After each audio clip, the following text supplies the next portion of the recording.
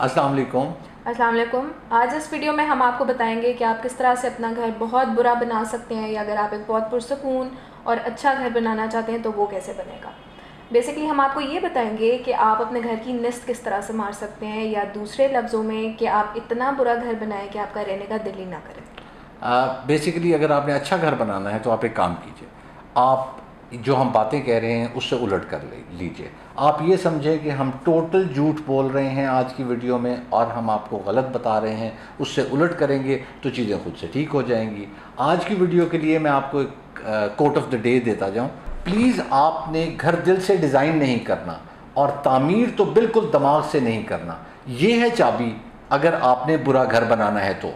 चलिए अब हम शुरू करते हैं, उन पॉइंट्स को हम डिस्कस करते हैं कि जिनकी वजह से आप फॉर श्योर एक बहुत बहुत बुरा और बेसुरा भद्दा किस्म का घर बनाने में कामयाब होंगे।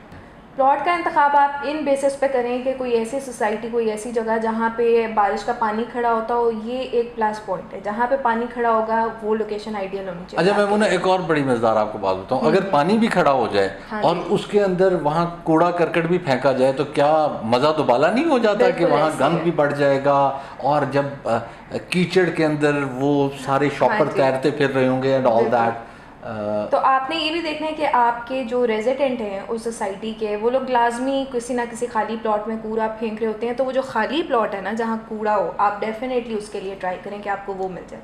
फिर इसके बाद ऐसी कोशिश होनी चाहिए कि जिस सोसाइटी में पार्क्स ना हो आप वहाँ प्लॉट लें, और अगर हो भी तो वहाँ पे बच्चों को आने की इजाज़त ना हो। और इसके साथ साथ जहाँ पे अच्छा, इसी में मैं थोड़ा सा और ऐड कर दूं। ये जो पार्क्स सोसाइटी सारे पार्क्स का लफ्ज़ यूज़ करते हैं, ये इसलिए पार्क्स का लफ्ज़ यूज़ कर रहे होते हैं कि प्ले ग्राउंड ये नहीं कहते। बच्चों को खेलने की इजाज़त नहीं दे रहे होते तो प्ले ग्राउंड ना हो, ये भी आप इंडोर्स कर लें। पार्क तो चले फिर शायद हो जाए, उसमें बूढ़े कुछ वॉक कर लें, लेकिन प्ले ग्राउंड तो बिल्कुल ना हो। बिल्कुल ऐसे ही है। और जहाँ पे ग्रीनरी ना हो आपने वहाँ प्लॉट लेने की कोशिश करनी है, क्योंकि अक्सर आपने देखा होगा कि छांट देते हैं ट्रीज़ को किसी स्पेसिफिक एरिया से। तो जहाँ पे इस तरह की एक्टिविटी हो जहाँ से ट्रीज़ को ख़त्म कर दिया जाए, आपने ऐसी सोसाइटी में प्लॉट लेना। और मज़ीद बेहतर इससे हो जाएगा कि वहाँ अगर प्लॉट दो दो लोगों के अलॉट हुए तो और बेहतर हो जाएगा और मुश्किल हो जाएगा आपके लिए। जब आप उस जगह प्लॉट लेने जाएं तो आपके इर्द गिर्द हमसाए सारे तांग झांक चल रही हो, आपको देख रहे हो कि ये क्या करने आ गए हैं।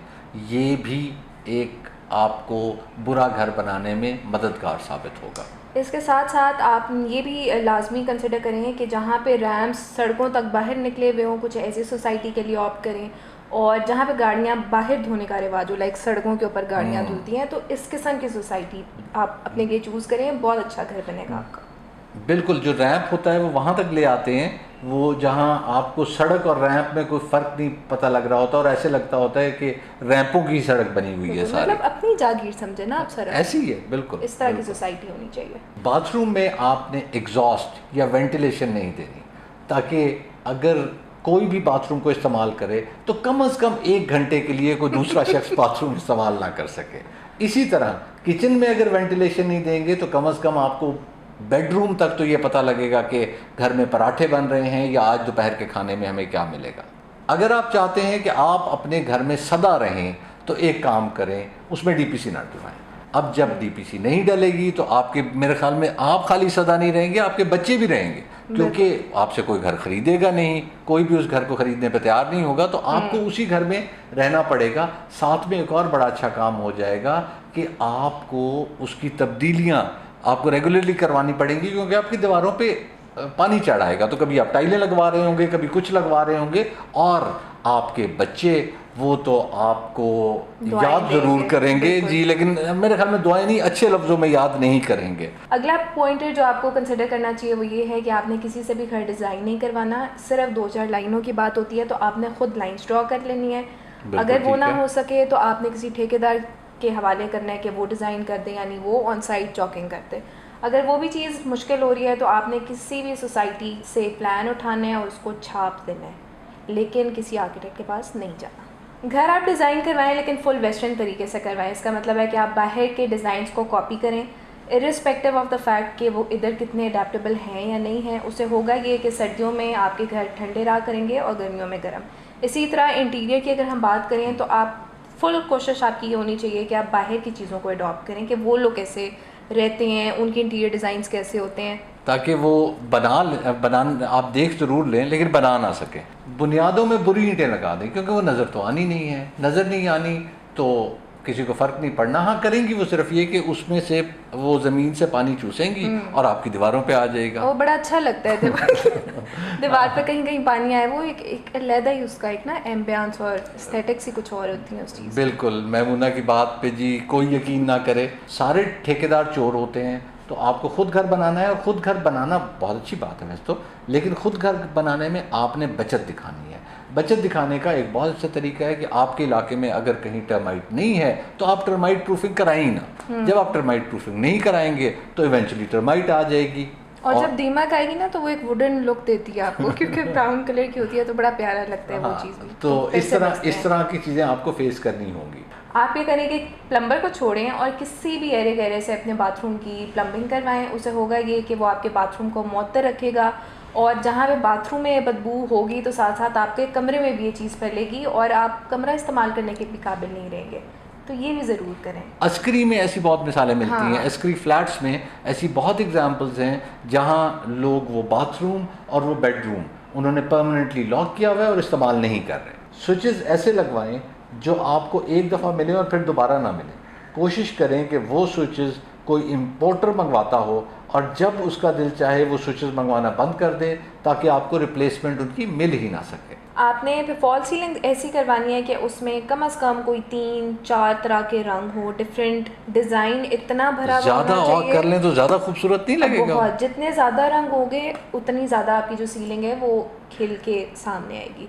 और डिज़ाइन भी आपने ऐसे रखना है कि मतलब सिंपल सा डिज़ाइन तो चलता नहीं है, आपने भरना है। जितना अपनी सीलिंग को भरेंगे उतनी वो प्यारी लगेगी। अगर आप धीरे धीरे से सीढ़ियाँ ऊपर लेके जाएं, यानी कि उनका राइजर कम रखें, तो सीढ़ियाँ बहुत ज़्यादा जगह ले लेती हैं। 14-15 फुट तो कहीं गए ही नहीं, सीढ़ियाँ ज़्यादा जगह ले लेती हैं। तो आप एक काम करें, आप राइजर ज़्यादा कर दें, आप 8-9 इंच राइजर कर दें, यानी कि सीढ़ी पे चढ़ना मुश्किल हो जाएगा लेकिन आपकी 4-5 फुट जगह बच जाएगी। और एक्सरसाइज भी हो जाती है, आप ऊंचा स्टेप उठाएंगे तो वो आपकी एक्सर्शन ज़रा अच्छी हो जाएगी। लेकिन बुजुर्ग बेचारे क्या करेंगे, वो तो बेचारे, तो उनको भी रिकमेंड की जाती है ना, तो लेकिन उनके घुटने रह चुके होते हैं, ये प्रॉब्लम होती है, तो वो ऊपर चढ़ ही नहीं सकेंगे। तो आपके बुजुर्ग फिर ग्राउंड फ्लोर पे रिस्ट्रिक्ट हो जाएंगे, बस ये इसका एक थोड़ा सा नुकसान है। कोशिश करें कि आप ऐसा ठेकेदार तलाश करें जो कि ऐसा गंदा घर बनाना जानता हो। ये छोटे छोटे खर्च बचाने का अंजाम होता है, तो आपने कोशिश करनी है कि सबसे सस्ता ठेकेदार रखें।